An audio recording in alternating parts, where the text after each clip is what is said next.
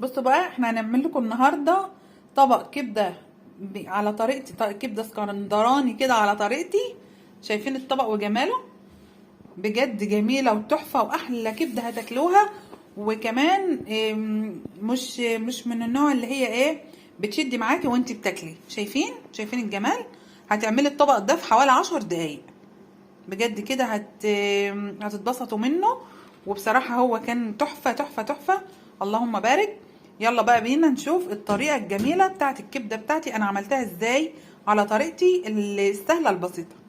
يلا بينا. الدق دي خلي الدق.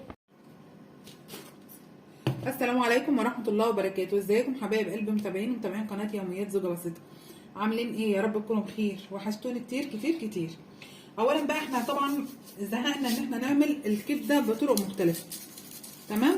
النهارده بقى هف على بالي كده على راي اللي بيقولوها ان انا اعمل لكم الكبده بطريقه اسكندراني يعني وخفيفه شويه بس على طريقتي.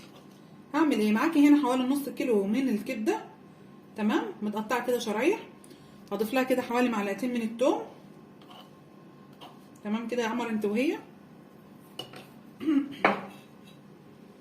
معايا كمان ليمونه كده هنعصرها عليها. كل سنه وانتم طيبين وحضراتكم بالف خير وسلام يا رب. طبعا احنا في رجب وان شاء الله باذن الله داخلين على شعبان، فاللهم بلغنا رمضان يا رب العالمين. تمام. حطيت هنا الليمونه. معاكي طبعا البهارات المشكله بتاعتك اللي انت عارفاها، ومعاكي اهم حاجه كمون. تمام. انا حطيت ملح ولا لا يا رودي؟ حطيت ملح؟ متاكده ان انا حطيت ملح؟ طيب تمام. لسه في ايه تاني؟ شويه خل كده. شايفين؟ يعني حوالي معلقه بس واحده من الخل. والمكون السحري بقى بتاعي اللبن، اللي هو اللبن. تمام. حوالي كده لبن او حليب. هي رودانا مش عاجبها ان انا بقول لبن او حليب. تمام. ماشي. هنقلبهم كده في بعض. تمام كده. وبعد كده بقى هنسيبهم حوالي ساعه كده. ساعه كده مع بعض، كل التتبيله دي تشرب من بعضها كده ساعه. تمام. والاخر بقى هنقول لكم احنا هنعمل فيها ايه. قلب كلها كده، لازم كلها كده التتبيله تشرب من بعضها كده بالشكل ده.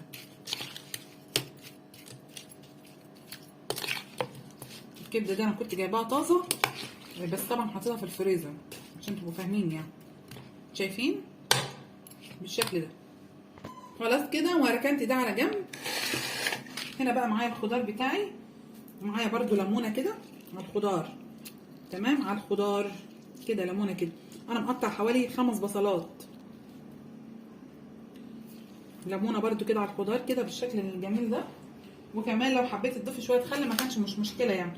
وهضيف برده عليهم شويه بهارات. وهنضيف برده كده شويه ملح. يعني انا بتبل كده الخضار بتاعي، بعمل له عمليه تتبيله كده. ومعاهم كمان طبعا انتوا عارفين ان الكبده روحها التوم، وهحط كمان هنا توم. تمام كده بالشكل ده. وهنقلب برده كل المكونات كده في بعضها كده، وهنسيبها برده تتبل. يعني احنا تبلنا دي وهنسيب دي برده تتبل زي الكبده بالظبط. معاكي بقى كده طاسه كده على النار، ومعاكي شويه كميه زيت كده محترمين. تمام. هتعملي ايه بقى؟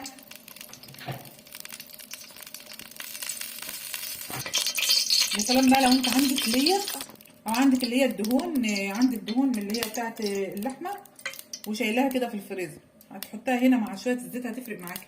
بس للاسف انا ما بحوش في الحاجات دي بصراحه يعني، الا لما بعوزها يعني. تمام كده. الزيت معانا سخن. طبعا انا صفيت، حطيت الكبده بتاعتي في مصفى وصفيتها. تمام. هبتدي احطها بقى على الايه في الطاسه. انا كده مش هقلب فيها كتير، انا بس شويه كده وهي عشان اضيف عليها بقيه المكونات. انا كده هضيف عليها المكونات بتاعتي طبعا في ناس بتعملها بالفلفل الاخضر، بس انا عملتها كده برده على القناه كتير بالفلفل الاخضر بس، وعملتها بفلفل اخضر وطماطم، وعملتها ببصل بس، حطيت فيها شويه كزبره خضراء. يعني هي كتير الكبده كتير متنوع يعني. تمام. هي تقليبه بس كده في الاول. الله بقى على الريحه، الله شموا بقى ريحه الشارع البلدي، الله الله على الجمال. تقليبه كده بس في الاول، وهسيبها بقى مع نفسها تاخد وتدي بقى. طبعا ما تنسوش ان احنا حاطين بهارات، وحاطين تتبيله في البصل مع الفلفل، وكمان تتبيله مع الكفته. البتاع دي اسمها ايه؟ اسمها ايه؟ مع الكبده. تمام. فبعدين انا هعمل ايه بقى؟ طبعا ما تحطيش او ما تغمريش بالملح بتاعك والبهارات بتاعتك غير لما تحسي ان هي محتاجه. تمام. فشويه كده يعني لما احس كده ان هي اتحيقت مع بعضها هدوق الحدق بتاعها. لو حسيت ان هي محتاجه هحط لها كمان شويه بهارات. كده خلاص في الخلعون هنجيب شويه الاخر. خلاص بقى مش هقعدها اكتر من كده عشان ما تقسكش معايا وتجمد وتشد كده. تمام كده. انا هنا حطيت لها شويه ملح صغيرين كده عشان ما تبقاش ظابطه، واحط لها بقى شويه خل. تمام. اطفيها بالخل كده معلقه واحده. تمام. وهجيب لها كمان معلقه دبس رمان. كمان معلقه دبس رمان كده هتفرق في الطعم جامد يعني. شايفين بقى الجمال؟ شايفين الطبق ده ما خدش مني بالظبط 10 دقايق بجد والله، ما اخد مني 10 دقايق بس. شايفين؟ واللي هو الدبس الرمان عامل فيه حكايه، والخل كمان اما طفيتها بالخل دي كانت روعه روعه روعه روعه روعه الاحساس. وخلي بالكم طريه، مش بتشد ومش بتأستك. تمام. ولا صنع اليابان ولا صنع الصين، ده صنع بلدنا وما بنقفرش. شايفين الجمال؟ ولا تقولي بقى كبده شارع، ولا تقولي ان انت ولادك يروحوا يجيبوا كده من المطاعم وياكلوا. لا، ده ما الموضوع ما اخدش منك 10 دقايق. شايفه الجمال؟ يا جماله يا جماله، يا تكاته يا حركاته.